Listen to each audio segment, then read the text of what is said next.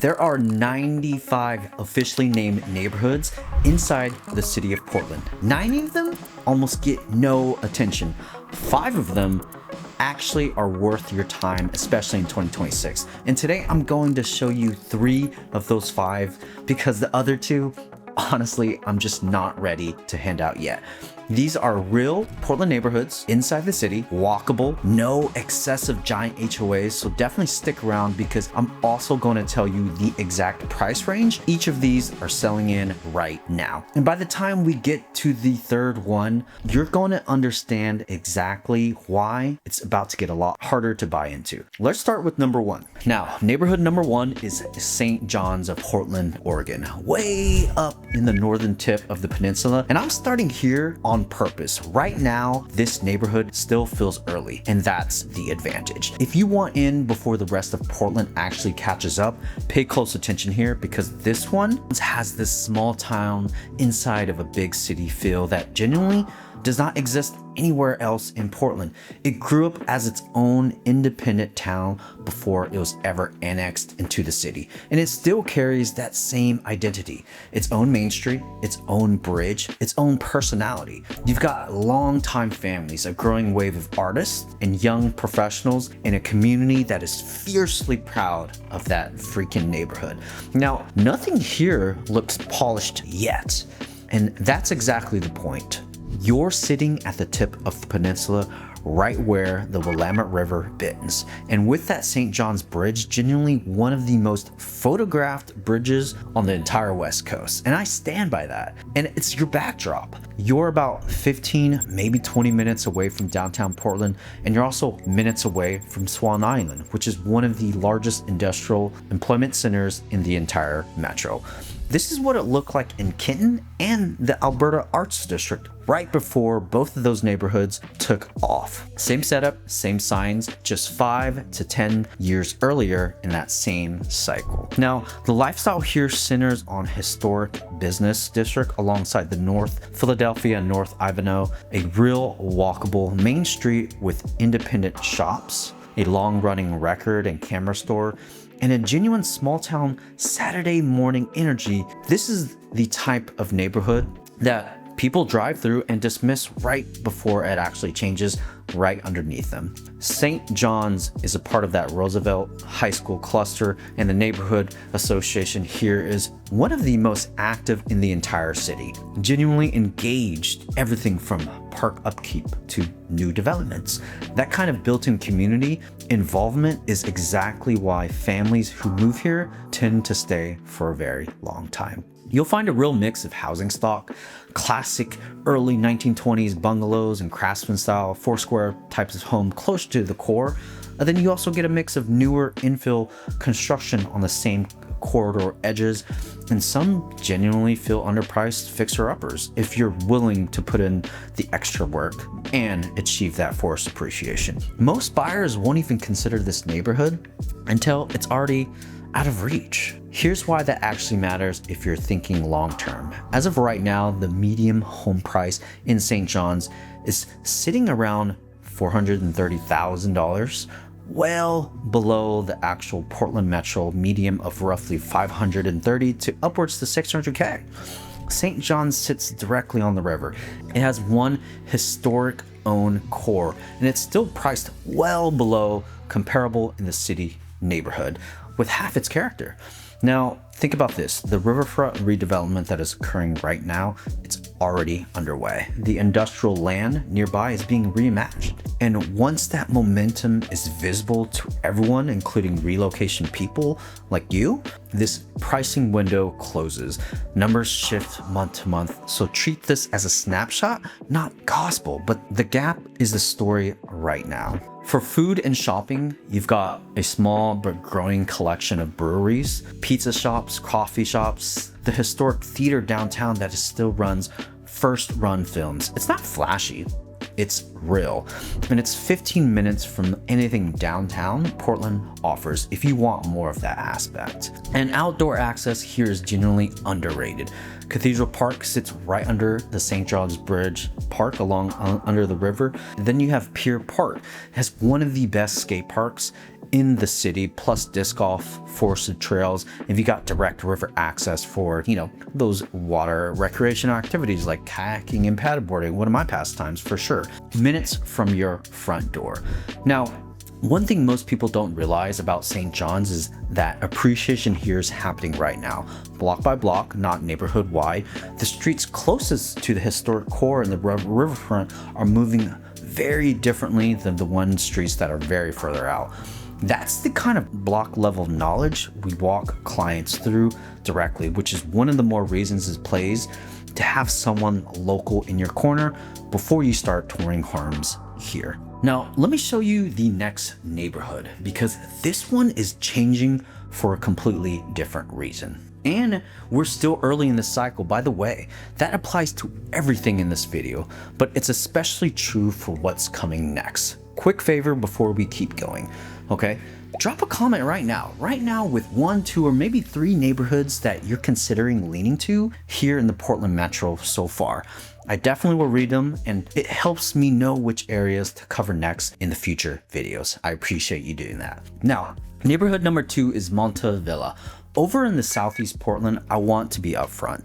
This one is a completely different vibe than St. John's, and it's a lot of buyers overlook it because simply it doesn't have that flashy name yet. That's a mistake. Montavilla has this working neighborhood turned foodie corridor energy. It's a kind of place where longtime homeowners, including myself, and a wave of younger buyers are living side by side, and you can actually genuinely feel the transition happening in a real time along the main commercial strip. Montavilla sits right along Southeast Stark and Washington and at the base of Mount Tabor. Now, if you don't know Mount Tabor, definitely check it out, Google it. It's one of my very favorite areas, especially if I'm walking my dogs. It's a giant hill, lots of trails, and probably one of the most breathtaking sunset views in the entire Portland Metro. Obviously, that's subjective. And of course, you're also a straight shot downtown Portland by bus, bike, or car well under 20 minutes. This one is one of the most transit connected neighborhoods in the entire Portland Metro, in this entire list, honestly.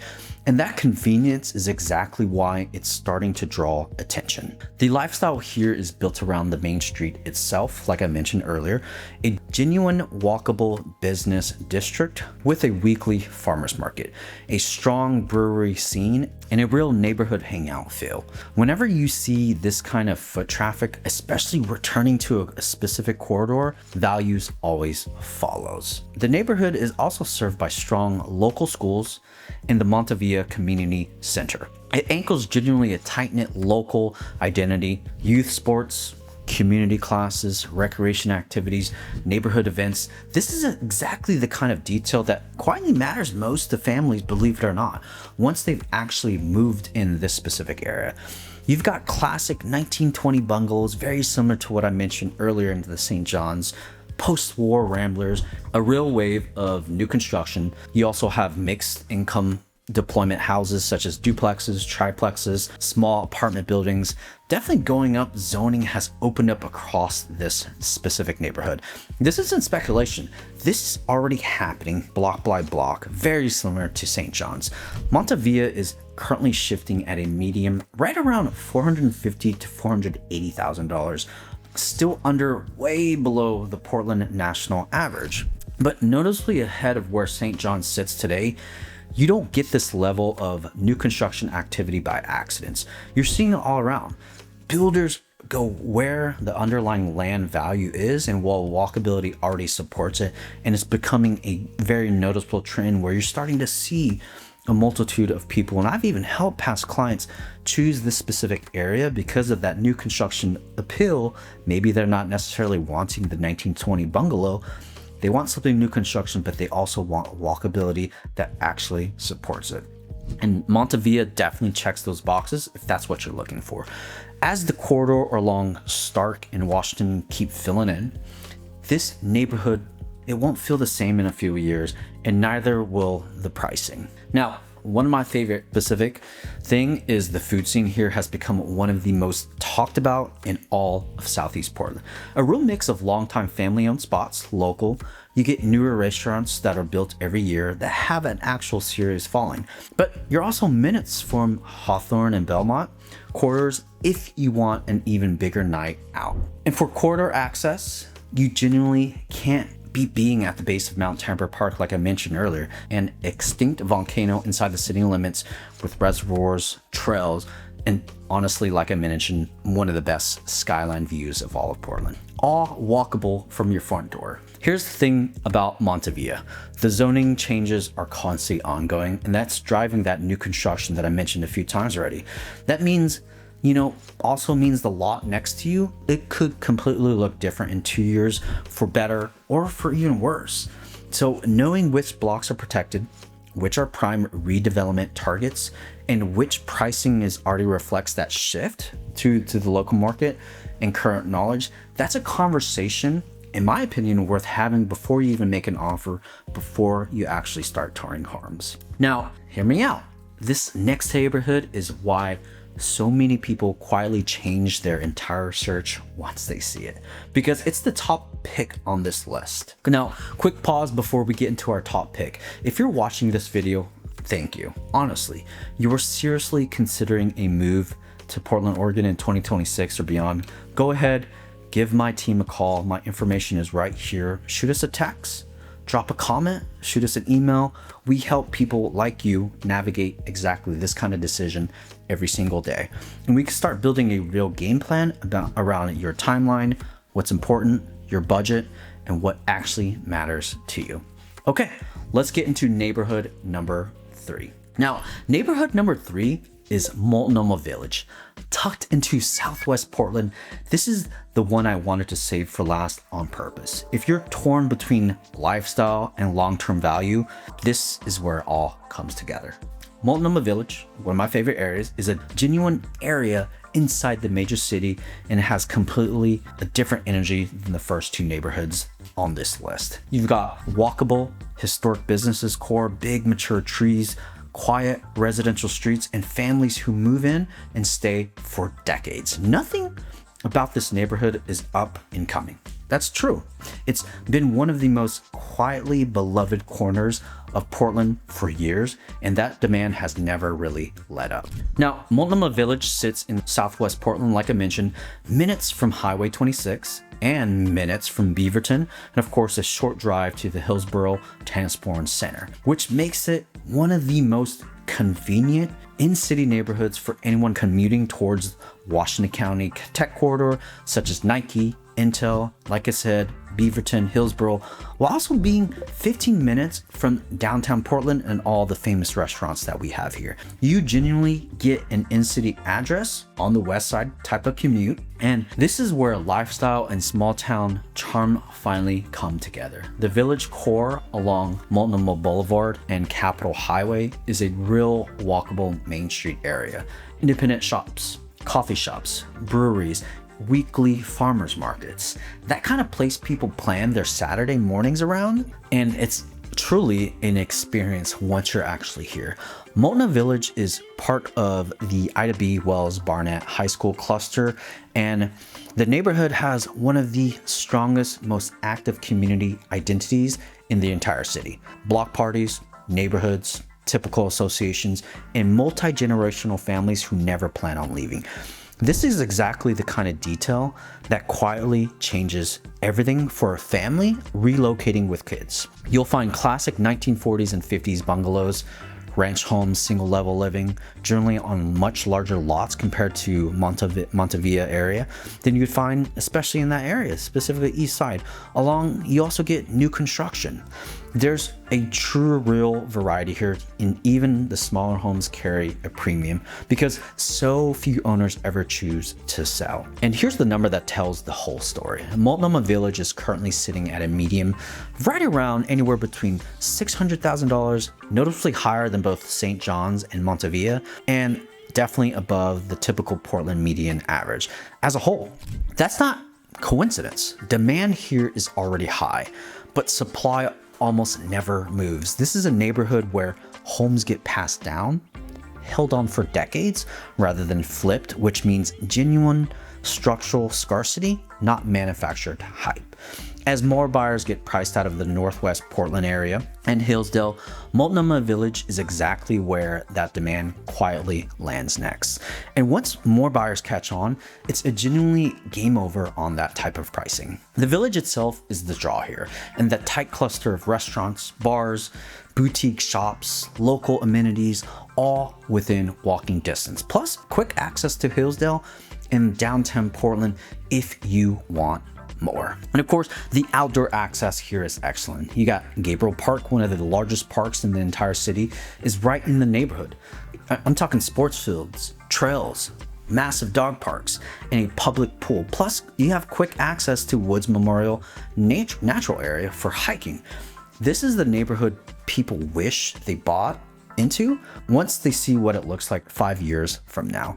And this is exactly why I wanted to save this one for last. Out of all 3 neighborhoods on this list, if you can make Multnomah Village work for your budget and that type of lifestyle, this is truly the strongest long-term play out of all 3. Now, the challenge with Multnomah Village is that inventory here is pretty scarce, and a lot of that best homes never even make it to the market.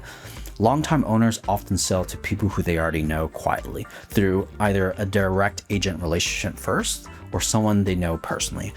That's exactly the kind of access our team can plug you into before you start your search publicly. Here's the bigger picture across all 3 of these neighborhoods. This window doesn't stay open forever. By the time most buyers notice a shift like this, prices could have adjusted, and neighborhoods that I just walked you through won't potentially look the same from 2 years, 3 years, potentially even 1 year because of all the new construction development.